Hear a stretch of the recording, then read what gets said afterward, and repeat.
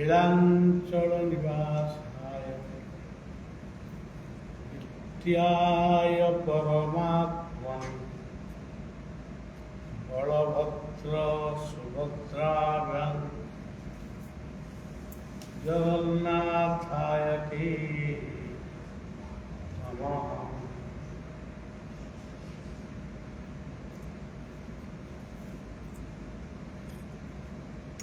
আজি ଜଗନ୍ନାଥଙ୍କର ରଥଯାତ୍ରା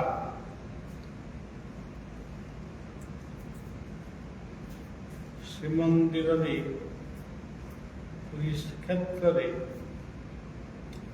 ଚାଲିଛି।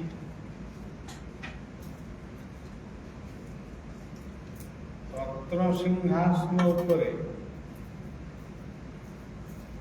ଆଜି ଚତୁର୍ଥାମୂର୍ତ୍ତି ବଳଭଦ୍ର ଜଗନ୍ନାଥ ସୁଭଦ୍ରା ସୁଦର୍ଶନ ଆଜି ପୂଜା ପାଉଛନ୍ତି। ये पूजाटी बाहुला पर्यंत चलिब। तापर पुणी जगन्नाथंकर दिव्य मूर्ति से पुणी निज रत्न सिंहासन को फेरी आसबे। ये सबू कथा को चिंता कले मो मनरे अनेक प्रश्न सृष्टि हुए। कौन सबू एते कथा चली धर्म को नहीं बा ईश्वर को साक्षी रखी आम धर्मावलंबी लोक माने एते कथा कहीं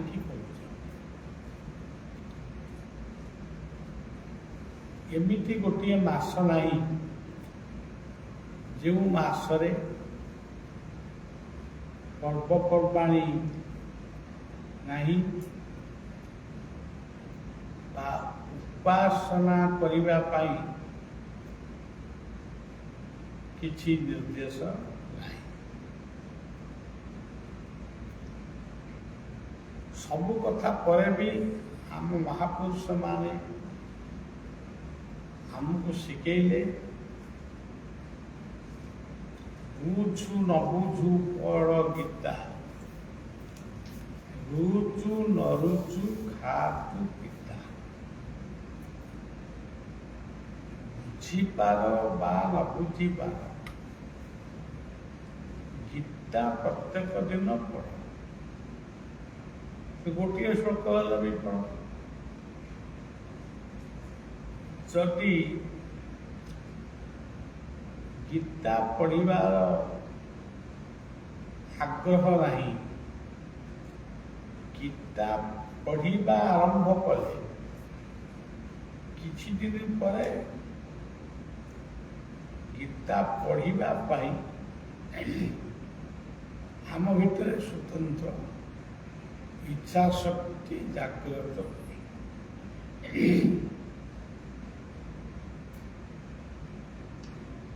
भगवान जगन्नाथ होउचंती स्वयं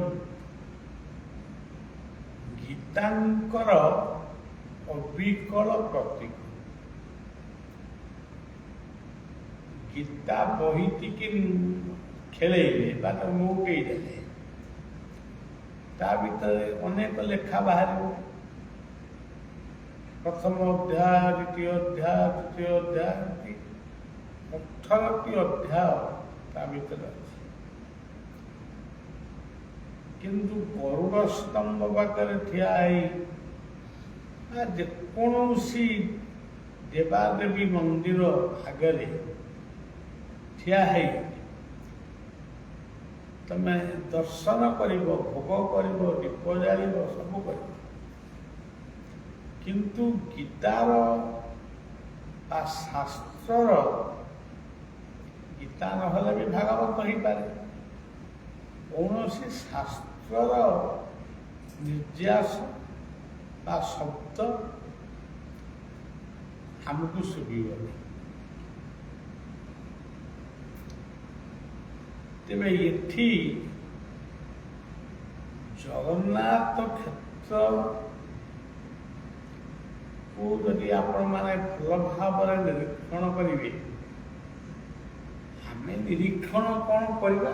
ନିରୀକ୍ଷଣ କଲେ ବି ତାର ପୂର୍ଣ୍ଣାଙ୍ଗ ରୂପଟା ଆମେ ବି ପାଇପାରିବା ନାହିଁ। କିନ୍ତୁ ଗୋଟିଏ କଥା ଦେଖାଯିବ, ଜଗନ୍ନାଥଙ୍କୁ ଦର୍ଶନ କରି ଆମେ ଯେତେବେଳେ ଜଗନ୍ନାଥଙ୍କୁ ଦର୍ଶନ କରିବା ପାଇଁ ଆମେ ଯେତେବେଳେ ବଡ଼ ଦେଉଳକୁ ଯାଉଛୁ, ସେ ପାହାଚ ଗୁଡ଼ିକର ନାଁ ଦିଆହେଇଛି 22 ପାହାଚ। ଆପଣମାନେ ଗଣିବେ, ଗୋଟି ଗୋଟି କରି ପାହାଚ ଯଦି ଗଣିବେ, 22 ପାହାଚ ଥିବ। ସେ କୋଉଠି ତାକୁ ସେବକମାନେ ଆମକୁ ବୁଝେଇ ପାରିବେ, କିନ୍ତୁ ଲଗାତାର ଭାବରେ ଆପଣ ଦେଖିବେ 18ଟି ପାହାଚ ଅଛି।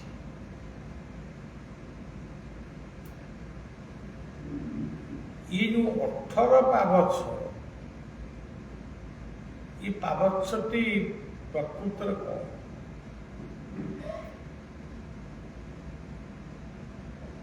प्रथम अक्षरटी होउची अ कहले सर्वव्यापक। आमे जहां को देखा जाऊँ, आमे तो देखु मूर्ति,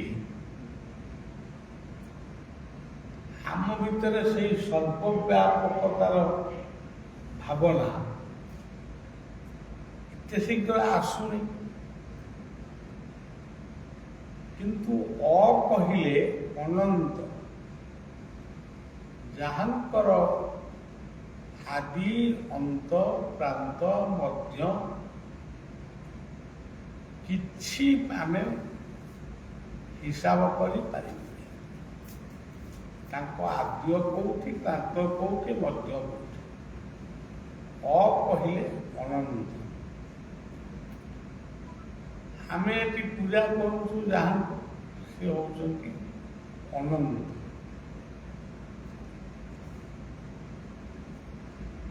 अ पर ठटी होउची गोटे गोलाकार मूर्ति ठ।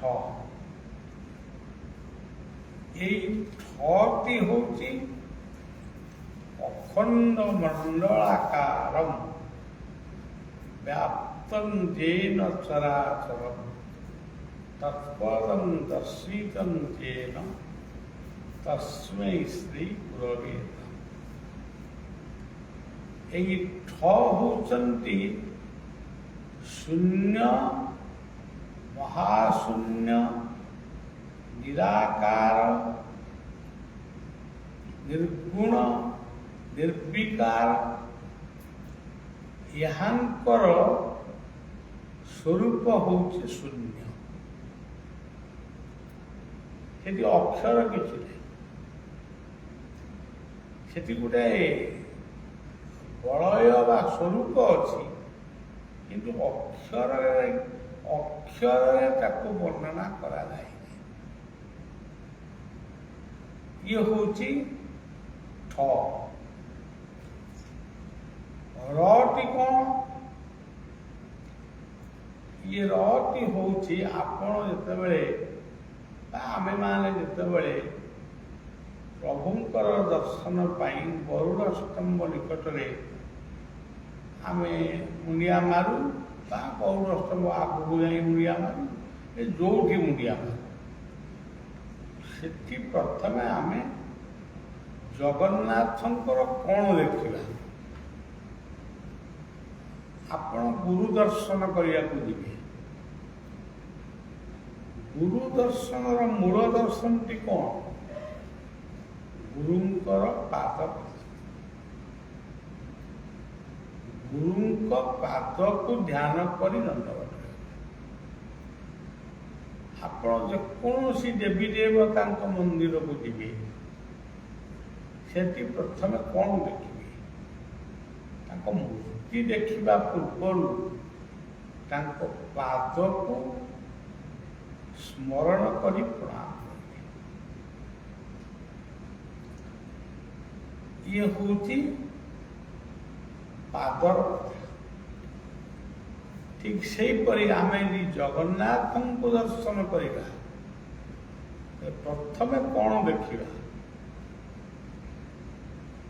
ଆପଣ ଚେଷ୍ଟା କରିକିରି ବି ଦେଖନ୍ତୁ, ଆପଣ ତଳକୁ ଅନେଇକିରି କେବେ ଦଣ୍ଡବତ ହେଇପାରିବେନି। ଆପଣ ଉପରକୁ ଅନେଇବେ, ସେଠି କ'ଣ ଦେଖିବେ?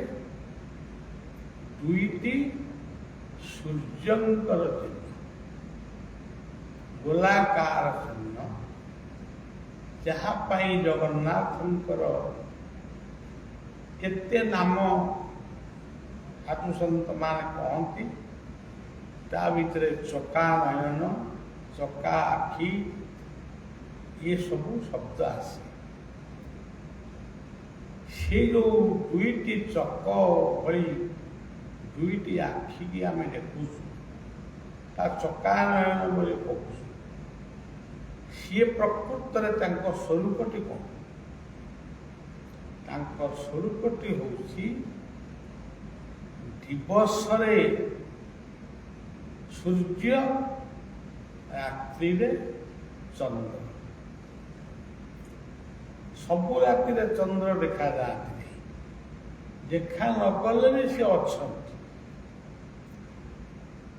ତେଣୁ ଏଇ ହେଉଛି 18ଟି ପାବଚ୍ଛର ମୋଟାମୋଟି ଗୋଟେ କଥା। ଏଇ 18 ଅକ୍ଷରକୁ ନେଇ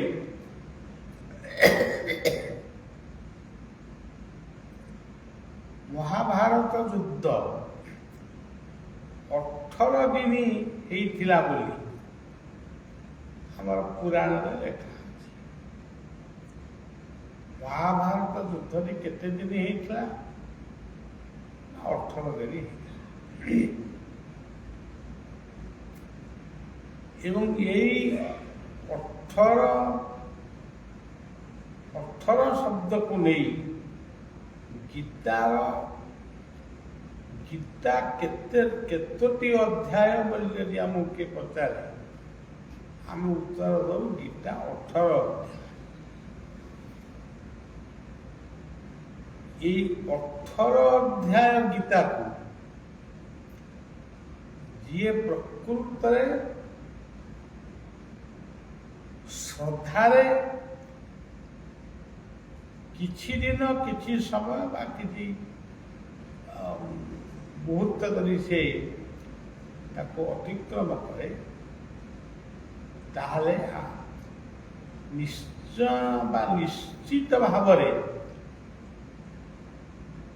ମଣିଷ ଭିତରେ ଗୋଟେ ଦିବ୍ୟ ଶକ୍ତି, ଦିବ୍ୟ ସତ୍ତା ସେ ଅନୁଭବ କରିବ। ଖାଲି କଥାରେ କହିଦେଲେ ହବନି। ଆପଣ ଦେଖନ୍ତୁ, ଆମମାନଙ୍କର ହୃଦୟ ଚକ୍ର, ଏଇ ହୃଦୟ ଚକ୍ରଟି 4 ଭାଗରେ ବିଭକ୍ତ। 4ଟି ପର୍ଯ୍ୟାୟରେ ସେ ବିଭକ୍ତ। କେବଳ ରକ୍ତ ନିଷ୍କାସନ ତେଣୁ ସିଏ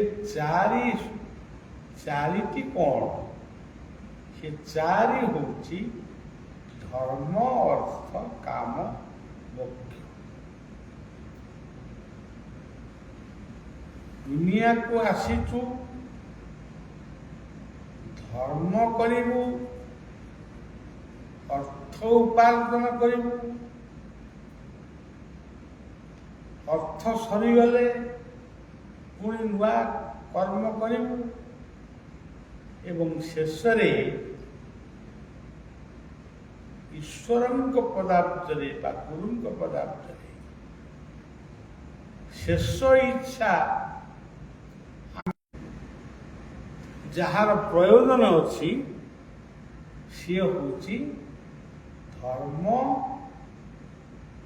ଧର୍ମର ପ୍ରକୃତ ଅର୍ଥ ହେଉଛି ନିଜର ସ୍ୱକର୍ତ୍ତବ୍ୟ। ତମେ ଜନ୍ମ ହେଇଛ, ତୁମର କେହି ଧର୍ମ କହିଲେ କର୍ମ। ଅର୍ଥ,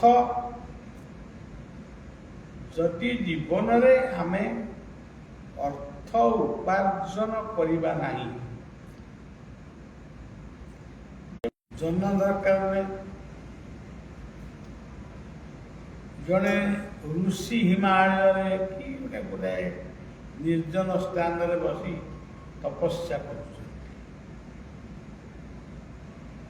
ତପସ୍ୟା ଯଦି କଲେ, ସେ ତପସ୍ୟା ପାଇଁ ମୁକ୍ତ ପବନ ପ୍ରଥମ ଦରକାର, ସମତଳ ଭୂମି। ନିଶ୍ଚୟ ଆମେ ଗ୍ରୀଷ୍ମ ଶୀତ ଏସବୁ ଆମେ ବହନ କରୁଛୁ, ତାକୁ ଆମେ ସହି ଯାଉଛୁ, କିନ୍ତୁ ସେଥିରୁ ରକ୍ଷା ପାଇବା ପାଇଁ ଆମକୁ ଛାୟା ଟିକେ ଦରକାର କି ନାହିଁ? ଭୋକ ଆମକୁ ନିଶ୍ଚୟ କରିବ। ଆମେ ଭାତ ନ ଖାଇପାରୁ କି ରୁଟି ନ ଖାଇପାରୁ, ଫଳ ଖାଇବୁ। ଜଣେ ଜଣେ କହନ୍ତି ସେ ଫଳ ବି ଖାଆନ୍ତିନି, ଆଉ କ'ଣ ଖାଆନ୍ତି ନା ପାଣି ପିଇ। ଆଚ୍ଛା, ମୋ ପାଖରେ ଆଣି ତାକୁ 8 ଦିନ ଛାଡ଼ିଦିଅ, କେମିତି ସେ ପାଣି ପିଇବ? ଫଳ ଯିଏ ଗୋଟେ ଗୋଟେ ଖାଇବ, ସେ ତ ତା ଜୀବନଟି ସୁନ୍ଦର ନିରୋଗୀ। ତେଣୁ ଏଇସବୁ ଯେଉଁ ଲୋକଙ୍କୁ ମନ ଭୁଲାଣିଆ କଥା ସବୁ କୁହାଯାଏ, ସେ କଥାରେ ଅନେକ କଥା ଆମ ମନକୁ ଯାଏ। ଏଇଠିକି ଗୋଟେ ସାଧୁ ଚାରି ଜଣ ଆସିଥିଲେ, ଏଇ 5 ବର୍ଷ ତଳର କଥା। ସେ ଯଜ୍ଞ କରିବେ ଜଗତରେ, ଗୋଟେ ଗାଡ଼ିରେ ଆସିଛନ୍ତି। ମୁଁ ବୁଲିକିରି ଯେତିକି ପେଟ୍ରୋଲ ଡିଜେଲ ଖର୍ଚ୍ଚ କରି ଭିକ୍ଷା ମାଗୁଛ, ସେଇ ପଇସାରେ ଗୋଟେ ଛୋଟିଆ ଯଜ୍ଞ ହେଇଛି। ତେବେ ଆସିଲେ ଆମେ ତାଙ୍କୁ ଆମର ଯାହା ଆମ ପାଖରେ ଅଛି ଆମେ ସତ୍କାର କରୁ, କିନ୍ତୁ ତା ଭିତରେ ଜଣେ ବାବାଜୀ ଅଛନ୍ତି, ତାଙ୍କ ମୁଣ୍ଡ ନଇଁଗଲାଣି, ଅଣ୍ଟା ଭାଙ୍ଗିଗଲାଣି। ସିଏ ମାନେ ଯାହା ଦେଲେ ବି ସେ ହାତ ମୁଣ୍ଡ ହଲେଇଲେ ମୁଁ ଖାଇବିନି। ତାଙ୍କର ଯେ ପାର୍ଶ୍ୱଦ ସେ କହିଲେ ସେ କିଛି ଖାଆନ୍ତିନି। ଆଉ କେମିତି ଖାଆନ୍ତିନି, କେମିତି ରହୁ ନା ସେ କ୍ଷୀର କେବଳ ଖାଆନ୍ତି। ଆମେ ବି ଅଧ କିଲେ ଖଣ୍ଡେ କ୍ଷୀର ଯୋଗାଡ଼ କରିଥିଲୁ, ବୁଝିଲୁ, ଆଉ ଅତି ସୁନ୍ଦର ଭାବରେ ବି ସେ ତାକୁ ପିଇଲେ। ତେଣୁ ଏଇ ଯୋଉ ବୁଝନ୍ତୁ ଖାଦ୍ୟର ଆବଶ୍ୟକ ଅଛି କି ନାହିଁ,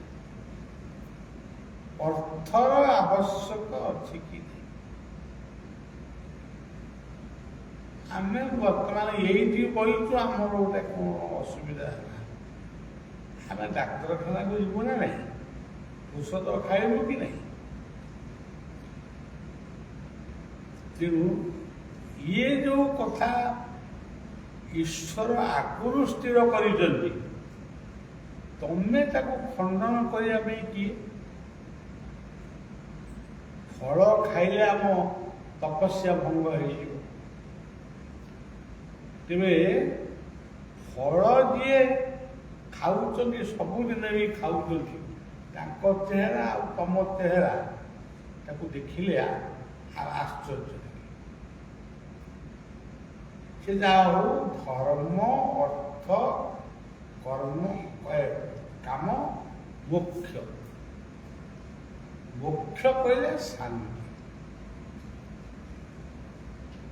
ଯଦି ଆମ ଜୀବନରେ ଆମେ ସବୁ କରିଛେ, ଯଦି ଶାନ୍ତି ନାହିଁ, ଯେଉଁ ପରିବାରରେ ଶାନ୍ତି ନାହିଁ, ଯେଉଁ ଜୀବନରେ ଶାନ୍ତି ନାହିଁ, ଯେଉଁ କର୍ମକ୍ଷେତ୍ରରେ ଶାନ୍ତି ନାହିଁ, ସେଠି ଆପଣଙ୍କୁ ଲାଗିବ ଯେ ଶାନ୍ତି ନାହିଁ ମାନେ ଇଏ ଜାଗାଟା ହେଉଛି ନରକ। ତେଣୁ ପ୍ରଭୁଙ୍କୁ କ'ଣ ଆପଣମାନେ ମାଗନ୍ତି? ଆପଣମାନେ ତ ଟୁକୁ ଟୁକୁ ହେଇକିରି କହନ୍ତି, ଆଉ ଆମେ କାମ କ'ଣ ସେ ଶୁଭେ? ଆପଣ ଠାକୁରଙ୍କୁ ଦଣ୍ଡବତ କହନ୍ତି, କ'ଣ କହନ୍ତି, ଆମ କ'ଣ ଶୁଭୁଛି? କିନ୍ତୁ ଶୁଭୁ ନ ଶୁଭୁ, ସବୁବେଳେ ଗୋଟିଏ କଥା ମାଗିବେ, ଶାନ୍ତି। ଆମ ଧର୍ମର ଯେତେ ଶାନ୍ତି ପାଠ ଅଛି, ସବୁଥିରେ ଶେଷକୁ ଅଛି ଓମ୍ ଶାନ୍ତି ଶାନ୍ତି ଶାନ୍ତି। ଆମେ ପଢ଼ିବୁ ସନ୍ନ ମିତ୍ର ସଂବରୁଣ, ସନ୍ନ ଇନ୍ଦ୍ର ବୃହସ୍ପତି, ସନ୍ନ ବିଷ୍ଣୁରୁକ୍ରମ, ନମೋ ବ୍ରହ୍ମଣେ ନମସ୍ତେ ବାୟ, ତୁମେବ ପ୍ରତ୍ୟକ୍ଷଂ ବ୍ରହ୍ମାସ୍ମି, ତ୍ୱାମେବ ପ୍ରତ୍ୟକ୍ଷଂ ବ୍ରହ୍ମ ପରିସ୍ୟାମି। ଓମ୍ ଶାନ୍ତି ଶାନ୍ତି ଶାନ୍ତି। ଯଜ୍ଞ ସରିଗଲା, ଆମେ ପଢ଼ିବୁ ପୂର୍ଣ୍ଣମଦ ପୂର୍ଣ୍ଣମିଦଂ ପୂର୍ଣ୍ଣାତ୍ ପୂର୍ଣ୍ଣମୁଦଚ୍ୟତେ ପୂର୍ଣ୍ଣସ୍ୟ ପୂର୍ଣ୍ଣମାଦାୟ ପୂର୍ଣ୍ଣମେବାବଶିଷ୍ୟତେ। ओम शांति शांति शांति।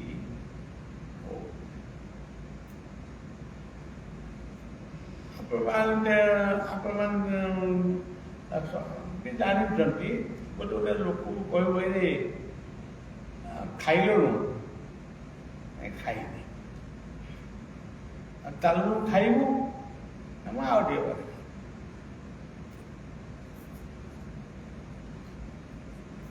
आउ टिके परे कहीं खाइबू आ बर्तमान कहीं खाइबू मोर दीटा बेले खाइबार अभ्यास ये दीटा बेले तुम खाइब तीनटा बेले खाइब ये कौ पाठ बही लिखाई तमें खाइबनी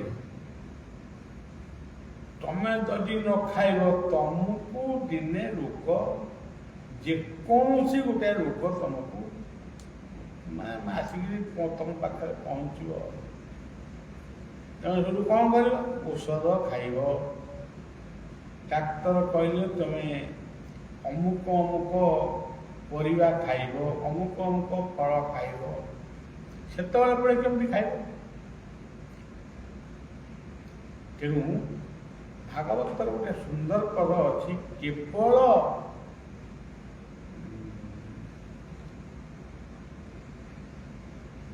केवल मो आहार विपद खंडई केवल पात्र मो उदर एणु मु लोके भय मुझे न खाइबी केमी कौन बची हाँ बचापी इच्छा नहीं तुम्हें आईच बचापी पुणी इच्छा तुम कुआड़े गला तुम्हें परा बचापी ये संसार को आईच ଆଉ ବଞ୍ଚିବ ନାହିଁ ବୋଲି କାହିଁ କହୁଛୁ? କିନ୍ତୁ ମୁଁ ଯେତିକି ଦିନ ବଞ୍ଚିବି ଶାନ୍ତିରେ ବଞ୍ଚିବି, ଅନ୍ୟକୁ ଶାନ୍ତିରେ ବଞ୍ଚିବାକୁ ଦେବି।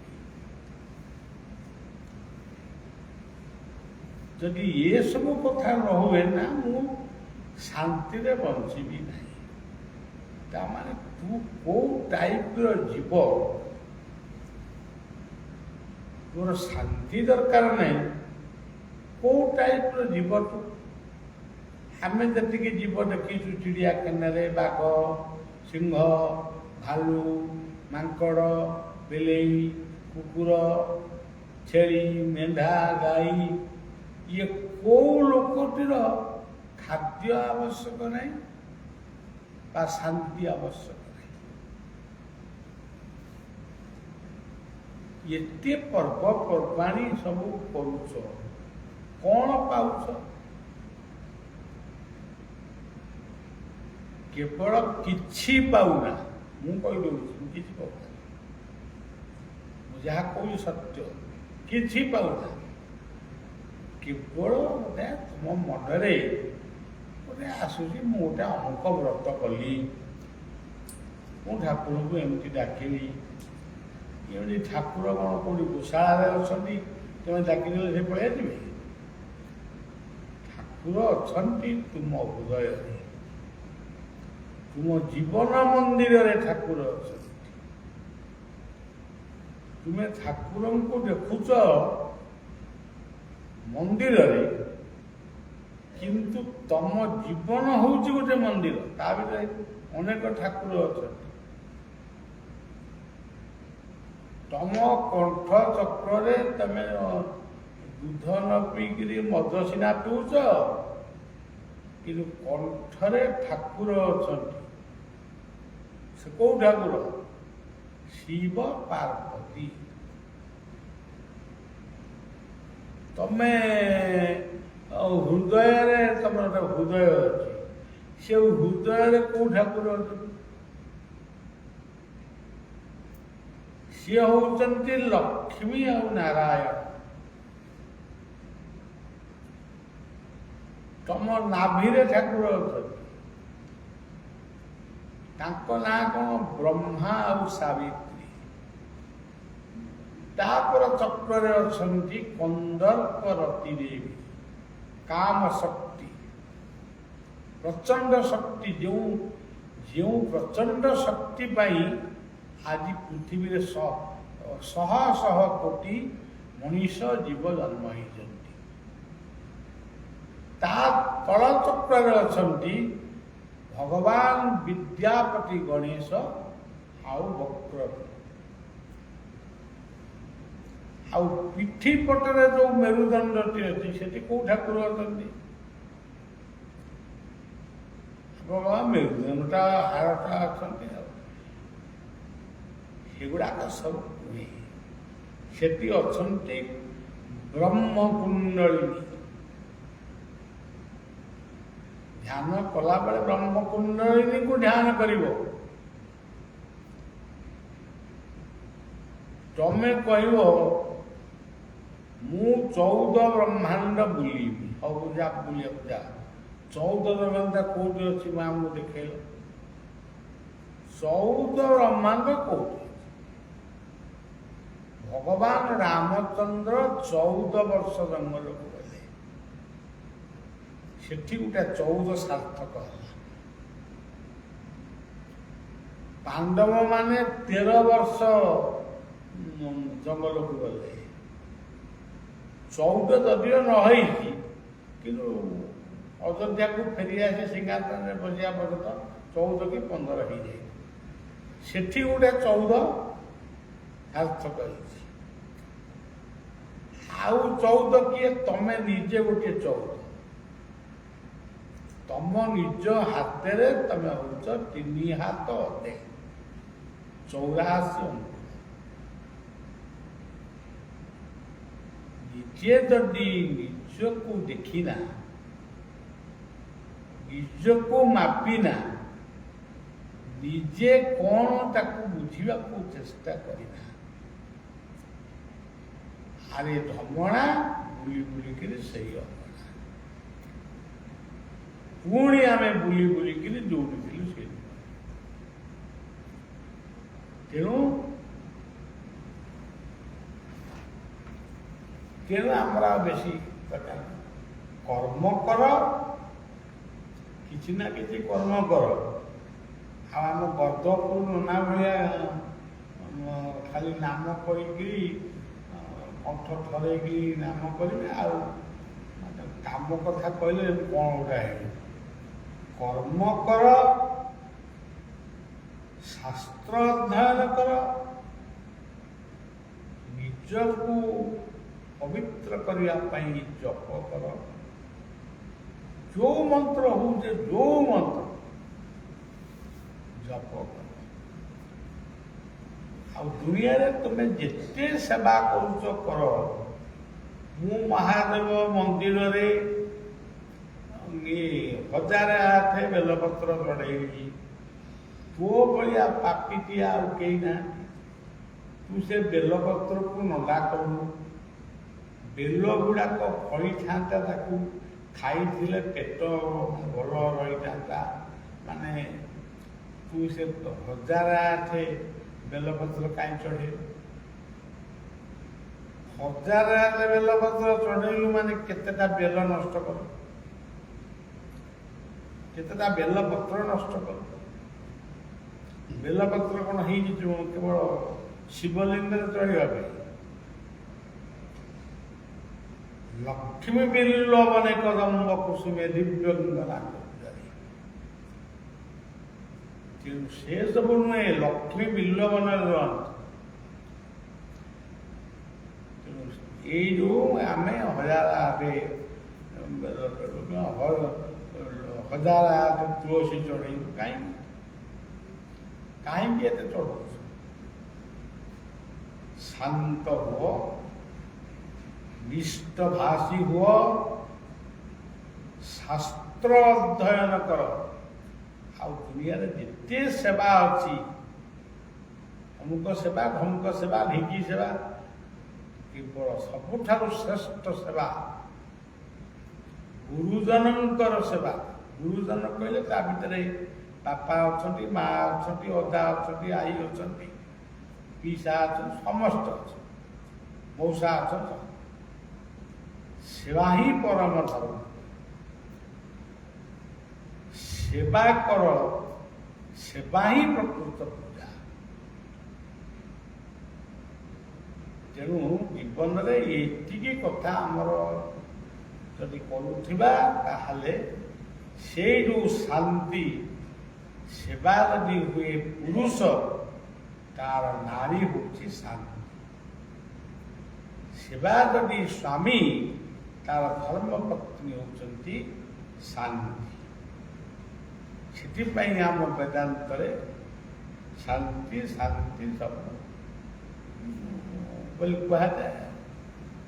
ତେଣୁ ଆପଣମାନେ ଏଇ ଯେଉଁ ଗୋଟେ ଛୋଟିଆ ଆଶ୍ରମରେ ରହିଛନ୍ତି, ବେଳେବେଳେ ଗାଁ ଗହଳି କଜିଆ ଭଳିଆ ତମ ଭିତରେ ବି କଜିଆ ଲାଗୁଛି।